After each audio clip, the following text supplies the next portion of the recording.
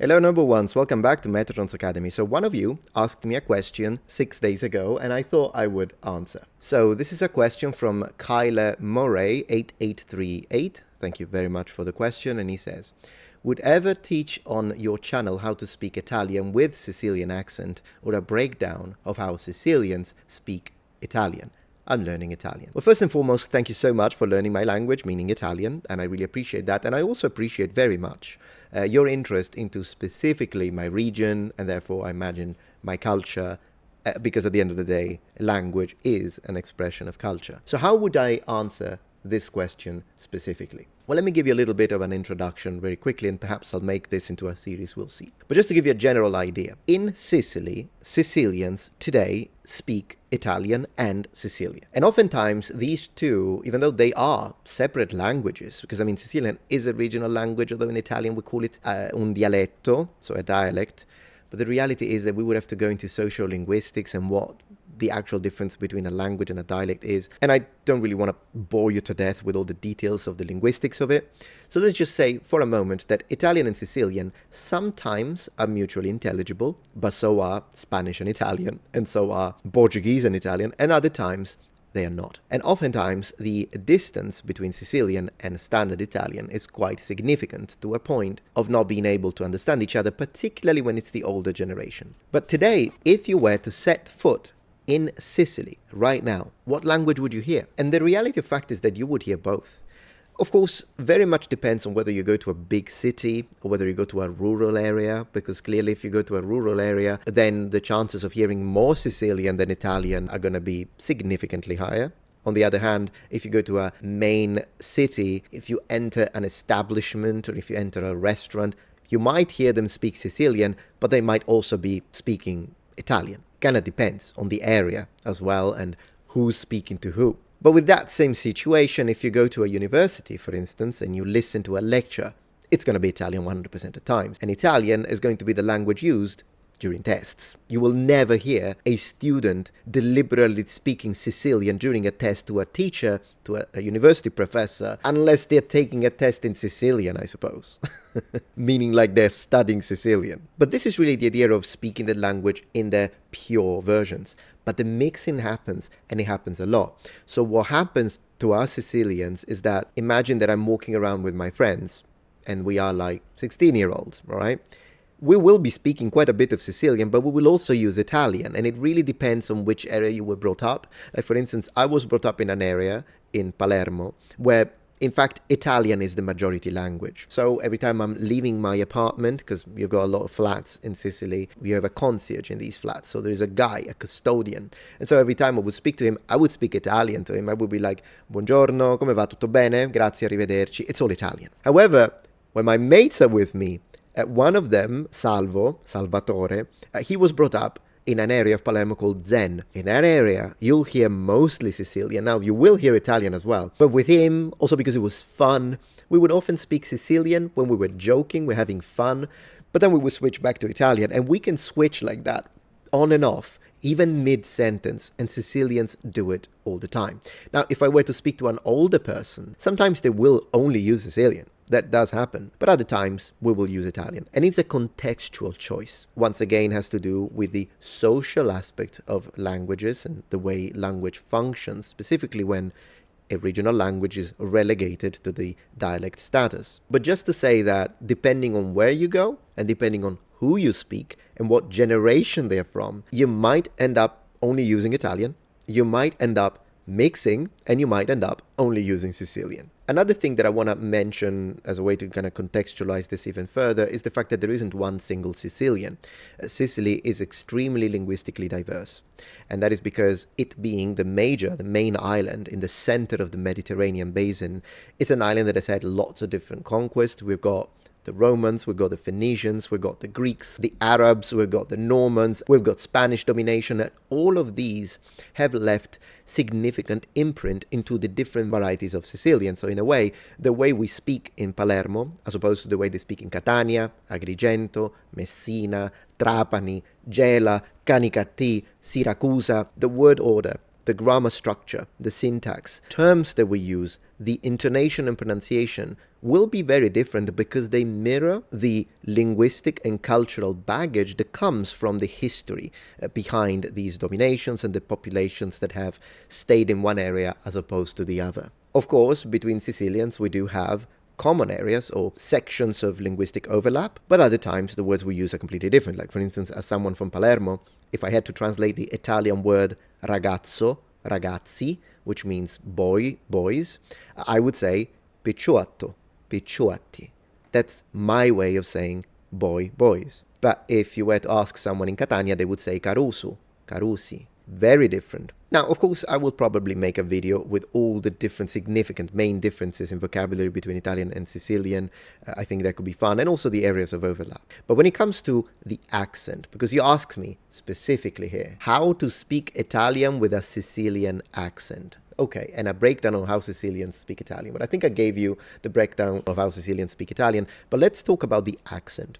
Once again, there isn't a single Sicilian, therefore, there isn't a single, unique, all-encompassing Sicilian accent when Sicilians speak Italian. In other words, if I hear someone speak Italian with a thick Sicilian accent, within the first 5 to 10 seconds, I'll be able to tell you, I think they're from Palermo, I think they're from Trapani, definitely from Siracusa, or 100% they're from the south, so like Agrigento. That is because even though they are all absolutely Sicilian, so someone who's not from Sicily, from another region, Napoli, Milano, Roma, Torino, Treviso, whatever you want, if they hear any of these people speak, they'll be immediately able to say, oh, Sicilians, immediately.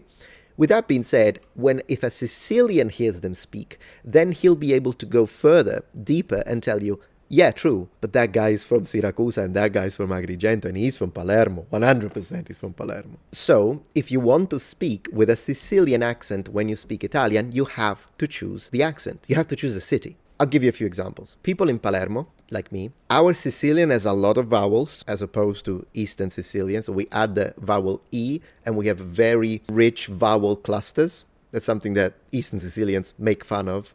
Like, for instance, they would say a botta to mean the door, we would say abuaita. So I'm adding a lot of vowels in there. Another one would be like we say siempre to mean always, Italian sempre. Kind of similar to Spanish but with a different stress. Siempre.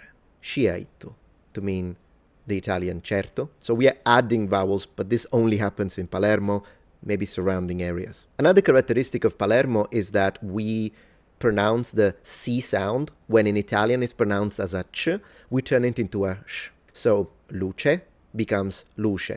Adduma luce in Sicilian, turn on the light.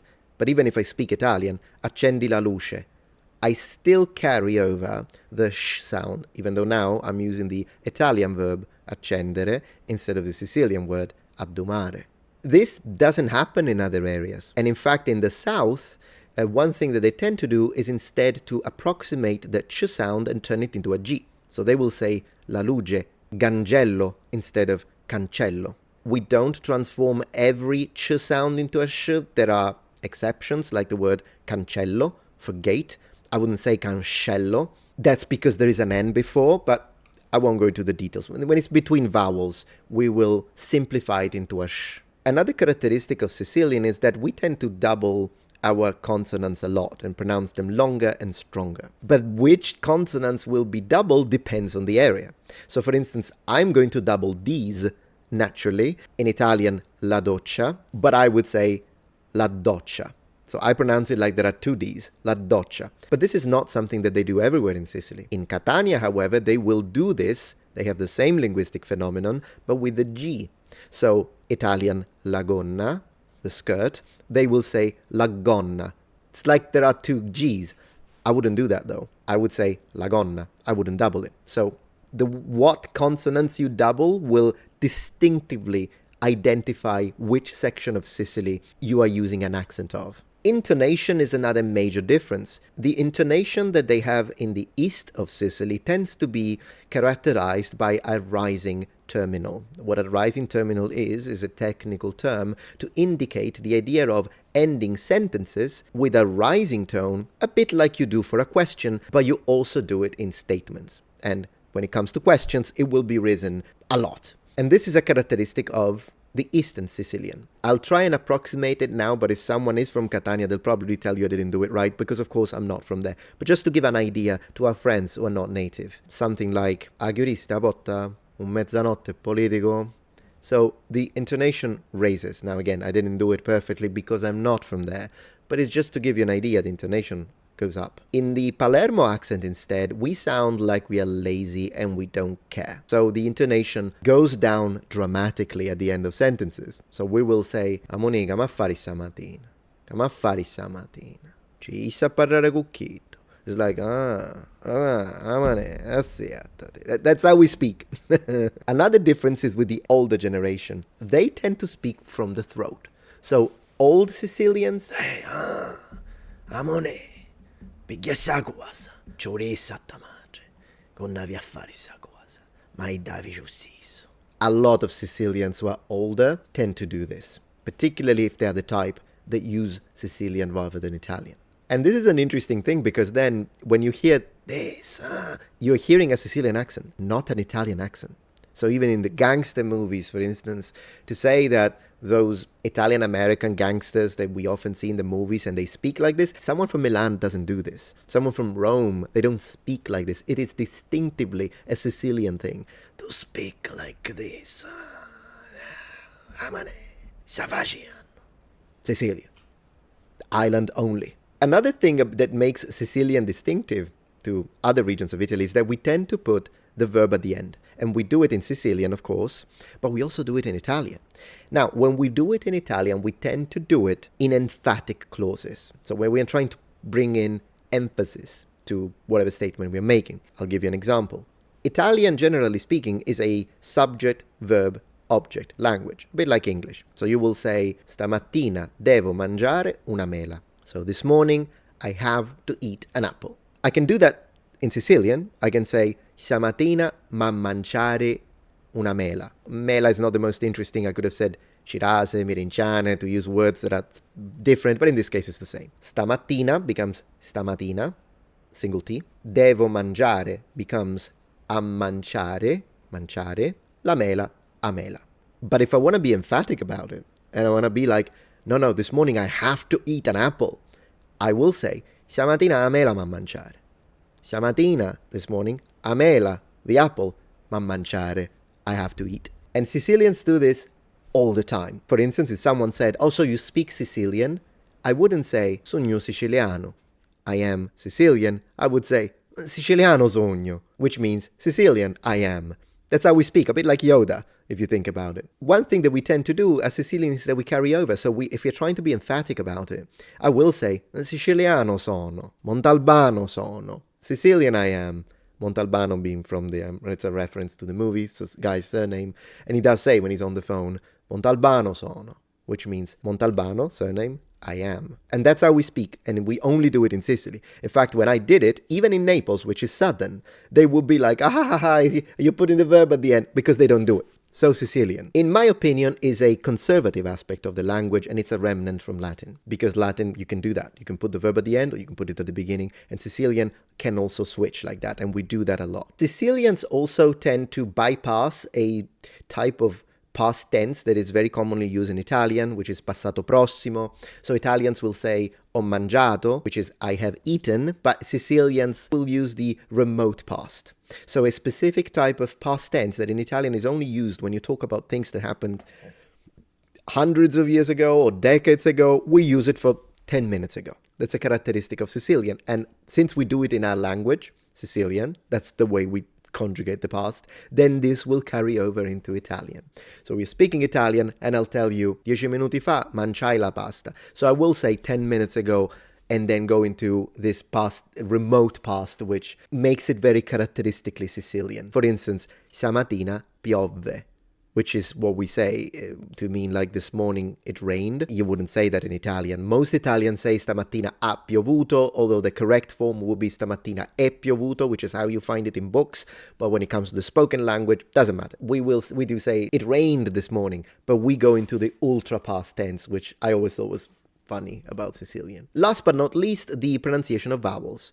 So Sicilian usually is a very open system of vowels, and it's pentavocalic. So we have 5 vowels: a, e, I, o, u, as opposed to the heptavocalic systems that you have in mainland Italy, which instead tend to have 7 vowels: a, e, I, o, u. So they have 2 varieties of o, one is open, one is closed. Therefore, Sicilian is easier when it comes to this, and if you want to sound Sicilian, pronounce all your vowels open, and then you'll be good to go. So in other words, an Italian from mainland, depending on where they're from, they could say il sole, it's closed, oh, il sole. Sicilian, il sole, oh, il sole. It's open, like the sun. And an example with an e, in standard Italian, including in Tuscany, you would say bere, bere, so to drink, bere. The sound is a e, in between a I and a e.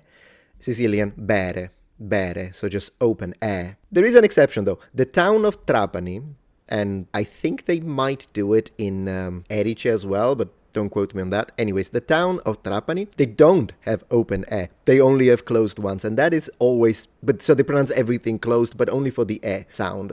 With the o, they still have them open. Anyways, that's a linguistic fact that I guess you didn't need. In general, open all your vowels and you'll sound authentic Sicilian. Alright, anyways, as a first breakthrough, I think I'm gonna leave it at this. Also, you should be quite loud, because we're southern, so we're loud. Apart from that, that's pretty much an introduction, but I will continue. So if you have any question, Kyle or anyone here watching, do let me know, and I'll see if I can address it on another video. Thank you very much for watching, and I will see you tomorrow.